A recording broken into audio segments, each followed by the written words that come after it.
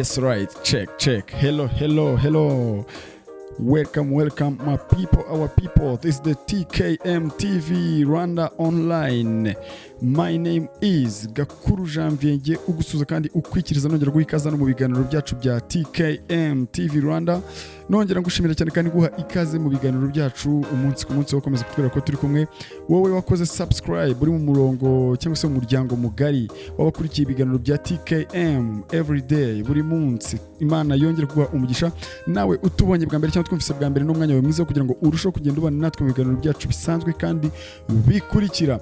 Reka mbanze tuza buri muntu wese imbere birumvikana by'umwihariko ni buri wese dukurikiye, ariko kandi nongera gusuza buri muntu wese uri mu ntara enye z'igihugu cyacu cy'u Rwanda. Ikintu cyo gusuza cyo ntabwo nshobora kukibagirwa.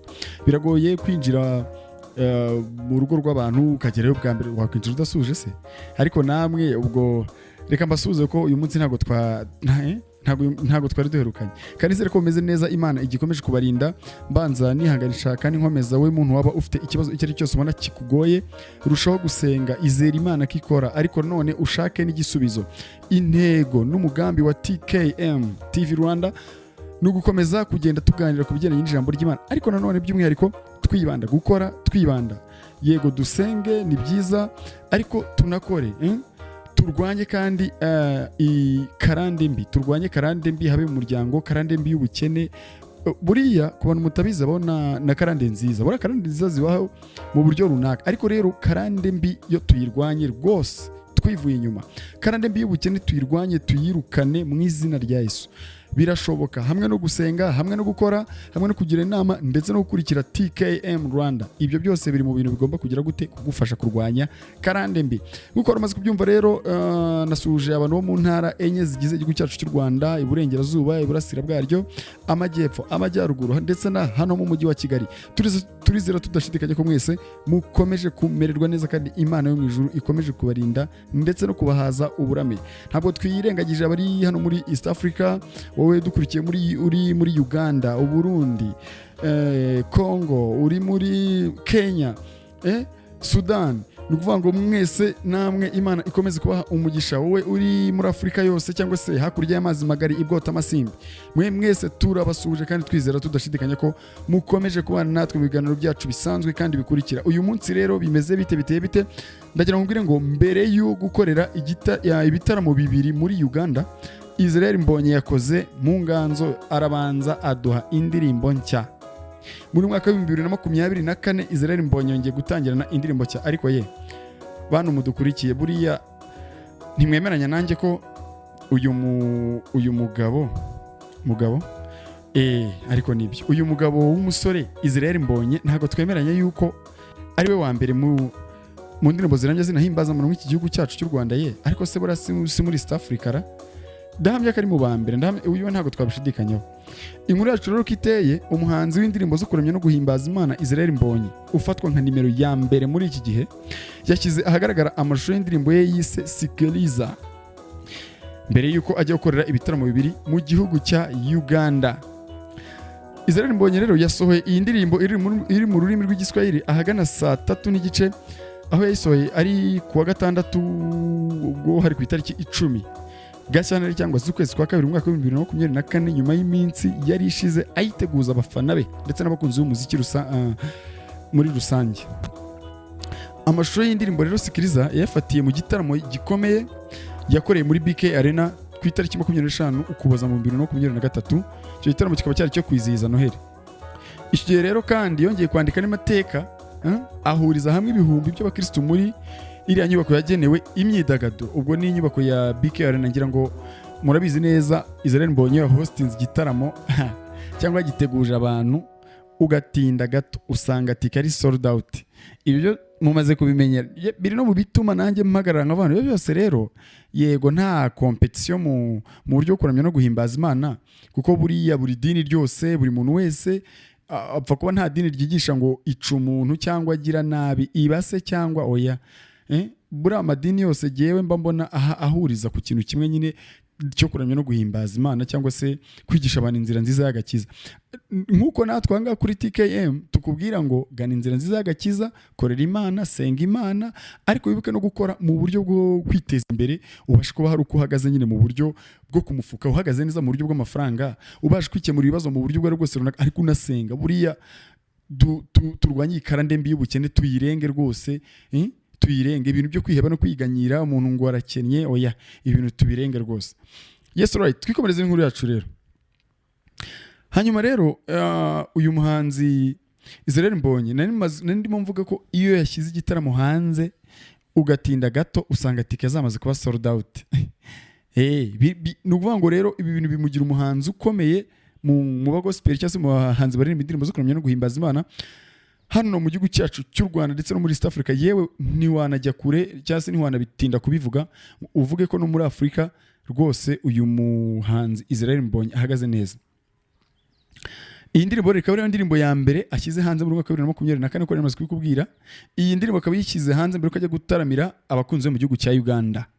Umwe mu bafana be ku rubuga rwa X yahoze ari Twitter aherutse kumwandikira mubaza igihe azakorera igitaramo muri kiriya gihugu kiri mu majyaruguru y'u Rwanda. Mu gusubiza rero Israel Mbonyi yavuze ko yamaze kwanzura ko azataramira muri Uganda muri Kanama mwaka wa 2024. Yavuze ati yego nzabataramira muri Kanama mu mwaka wa 2024 yavugaga, ariko urumva ko ahisemo guhita byigiza imbere abishyize muri Gashyantare uyu mwaka. Abakunzi rero muherera ngo mu gihugu cya Uganda tumaze tunabasuhuze cyane, ndetse n'abakunzi b'umuziki nyarwanda mwese muherera ngo mu gihugu cya Uganda twongera kubasuhuza tubifuriza amahoro ndetse n'umugisha biva ku Mana.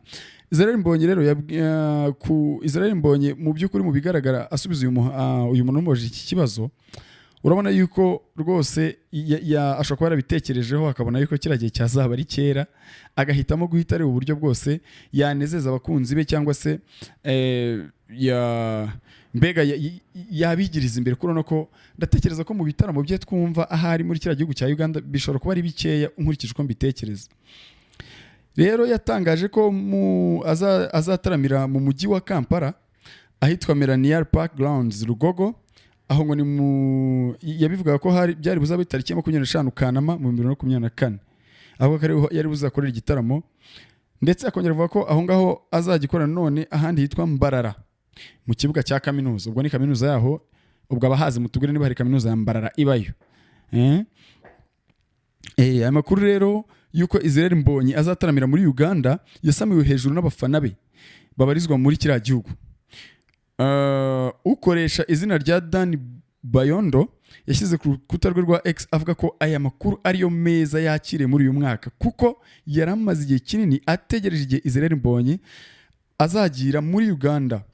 Uwitwa Joshua Bizimungu yabwiye Israel Mbonyi gutangaza itariki azakoreraho iki gitaramo, ndetse agashyira hanze urupapuro rwamamaza iki gitaramo, ubundi bagatangira kubwira buri wese kuzitabira iki gitaramo umunsi ku munsi.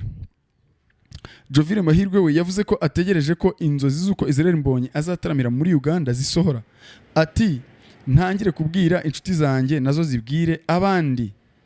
Uwitwa Konadi we yavuze ko kuva mu mwaka wa 2021 yasabye Israel Mbonyi kujya gutaramira muri Uganda, ashima Imana ko amasengesho ye yasubijwe.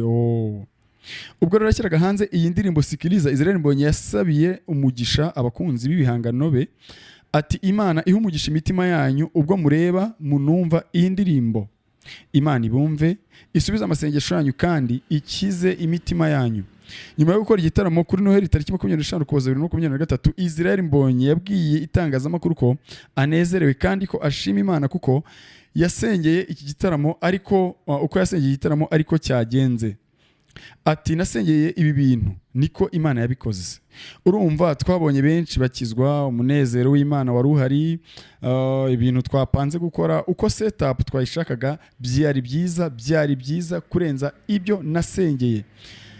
Israel Mbonyi yavuze ko afite umwete wo gukomeza gukorera Imana kandi ko mu mwaka wa 2024 afite album nyinshi agomba gushyira hanze. Ati ntabwo ndumva muri jewe indirimbo zashize.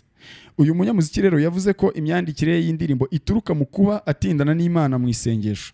Ati utindana n'ikintu agenda asa nacyo.